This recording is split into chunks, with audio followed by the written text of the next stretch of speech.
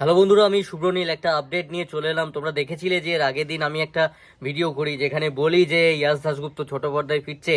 সেটা কি কোনো ধারাবাহিকের গেস্ট অ্যাপিয়ারেন্স হতে পারে, নাকি সেটা আবারও কোনো সিরিয়াল, নাকি কোনো রকম রিয়েলিটি শো, কি হতে পারে? তো সেটা নিয়ে একটা কিন্তু কনফিউশন ছিল।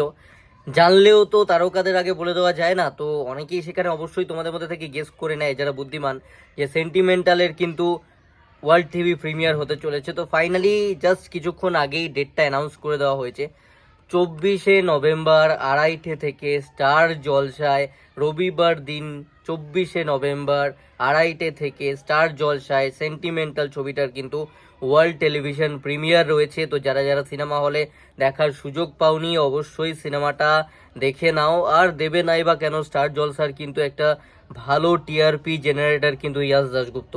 ফিদার ক্ষেত্রে ভালো জেনারেট করেছে টিআরপি। টোটাল দাদাগিরি টিআরপি খুব ভালো ছিল স্টার জলসায়, তো স্টারই ফাইনালি কিনেছে। অ্যান্ড দেখো, তোমরা অবশ্যই দেখো সিনেমা হলে। সেই অর্থে বিশাল সাকসেসফুল না হলেও টেলিভিশনে তোমরা যখন সপরিবারে দেখবে তোমাদের ভালো লাগবে, এটুকু বলতে পারি।